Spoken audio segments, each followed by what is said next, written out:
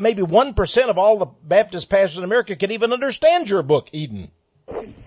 Well, that was one thing when I started doing my research, that I did not say I have a certain way that I believe. My intent was to take the Bible and to be able to find out. Whatever I found out, I was willing to accept. The only thing that my guideline was is that I want to know the truth. Hi, this is my latest book that I'm signing today. Hi, this is my latest book that I'm signing today.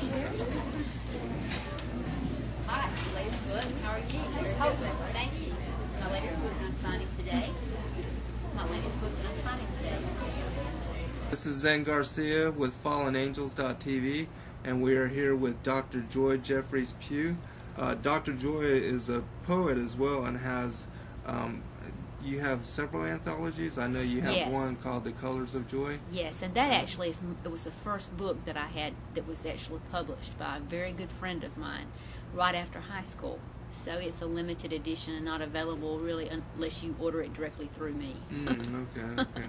And Dr. Joye is here. She's going to be doing a book signing. We're at Borders Bookstore on. She has two books out. One called Antichrist, the Cloned Image of Christ, and then Eden, the Knowledge of Good and Evil, 666, which we're going to be discussing several of the topics that she covers in both of her books. Do you believe as a Christian that it is necessary to study the extra-biblical text to gain a complete accounting of our ancient past? Yes, I think it's very important for us to look at all aspects of what is written totally. Now, I do have a concern about people who may delve into some of the Gnostic texts, because when you deal into things that are a little bit in the esoteric realm, if you're not careful, you'll fall victim to what I call paganism as it's leached itself into Christianity. Absolutely. So it's most important that when you do any type of research, that you put on the whole armor of God from the Word, which is only through the Bible. Absolutely. And from that point, you take your research further. I don't encourage people to do the research into satanic works unless they know that they are a Christian and do not doubt it. Right. And then if you do feel comfortable, that you feel led, that you want to take those extra steps and find out what I call what the other side is up to, I think it's really important if you want to have that extra level of knowledge. Right.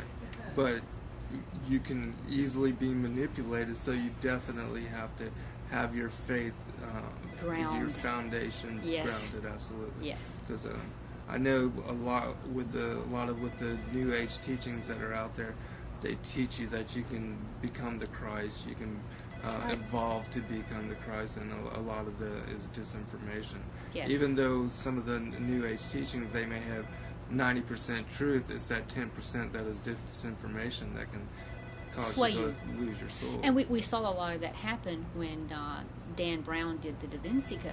Right. And there were a lot of Christians started questioning their faith by what he was bringing up, instead of being grounded in what they knew and then trying to understand what he was bringing to the table, which I think in a way was kind of a little bit of a hidden knowledge, and if you do the research on it, then you'll find out. And my books are really about trying to find out what's being put up in front of us and how much are we accepting as truth. Absolutely. Mixed in with a little deception. Absolutely. Do you think that with the Dan Brown books, that they are trying to establish that Christ has a lineage here, because they are going to bring the Antichrist, or try to bring the Antichrist through the Merovingian line?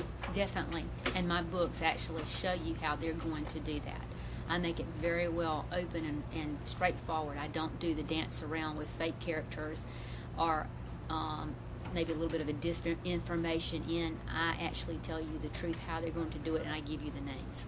Excellent, excellent. We'll go into that a little bit further as well. Do you believe that there was a period of time between when the fallen angels were banished to the earth and the creation of Adam on the sixth day? I do believe that something had already happened that had caused the division. Now, what type of division had occurred? We do know that, I feel like, that there was a great problem between Satan wanting to be the kind of the head honcho. And we know from Genesis that he only had 9 stones. And those stones, whatever those stones are, limits his ability to have total understanding of the mind of God, although he would like to have that. Mm-hmm. So I think that because he didn't have the capability of the Creator, he used humanity to try to become the Messiah that will come at the end of time. Mm-hmm. Mm-hmm. Because he wants to really replace God. He wants us to worship Absolutely. the created He wants instead to of be the Creator. Right. That's right. He wants to exalt his throne above the throne of God. Why do you think that Lucifer fell? And also, what do you think that the fruit symbolized in the Garden of Eden? Well, Lucifer fell, I fully believe, was a problem of jealousy, of selfishness. Mm-hmm. We see that trait from the Garden of Eden all the way through time of any individual that seems to be falling into sin, is that self-image of I want to be God, or I want to be God-like. We see that even in New Age teachings right now, is that you're going to find the God within and you can become God, and that's the same thing that he promised Eve in the Garden of Eden. Exactly. If and you eat of this angels. fruit, you will be like God. Right. And the intent, I think, for us to fall victim to him was for him to use humanity to get back at God. Mm-hmm. I think we are very special to God. Absolutely. I think we're more special to God than we really realize how special we are. Right. For him to want to try to put us out of the way, if he had really cared about Eve, he'd have said, you better go eat of the tree of life. Mm-hmm. And stay with that if you want to live forever. Right, but right. instead, he wanted us to have that, what I call forbidden fruit. And I use an apple in my book because I'm an educator, Mm-hmm. to symbolize knowledge. Right. But what it was that he asked her to bite of a bit of knowledge, Mm-hmm. that in that knowledge was actually the end of the age. Right. Also, do you think that the fruit in any way symbolizes an act of sexual lust? I'm not sure if you're, because the reason I bring this up is when you study Genesis and if you look at the fruit as being symbolic of an act of sexual lust, then would it be possible that Eve in the garden mated with Lucifer and became pregnant, and because she became pregnant, she was impregnated with Cain, who became the firstborn child of not of Adam, but of the devil, and that's why he became the first liar, the first deceiver, the first murderer. Yes, I do believe that totally, and my book really does show that that is what occurred. I think it was very difficult being a Christian and growing up as a Christian to really deal with the fact that there was something that really did transpire. But in Genesis it does specifically say that she makes the comment that she got Cain from the Lord. Right. She does not act like she got it with, or Cain came through Adam. It was from the Lord. And then it says she bare again, and that it was Adam's son, Abel. And for some reason Cain felt like he did not have to give his first fruits to what we know as Jehovah, or the Creator. Right. So he felt obligated to be selfish. And like you say, when Abel did what he did, Cain was jealous of that. That's another sin of, the trait of sin. And he killed him. Mm-hmm. From that lineage of Cain that we know was marked, and it went off into that far country, then all the lineage from him became what I call builders. They knew the sciences. They had access to information that Seth's lineage was actually kept from. Right. And I fully believe that that is the lineage in which the fallen angels came upon the daughters of men. And we talk about the Nefilim and the giants that specifically are in the Bible, the watchers of mankind. Right. That is the reason the flood occurred, was to rid the earth of that problem. Right, and to renew the genetic line through Noah. That's right. Right.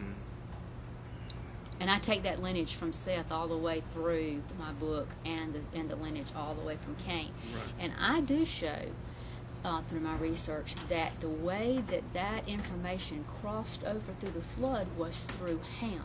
And we know that Noah cursed Ham. That there is some information out there that allows me to believe that the act in which occurred with him and his father, or maybe it was a stepfather or whatever, involved some kind of sexual homosexuality. act. And when he did, he cursed him.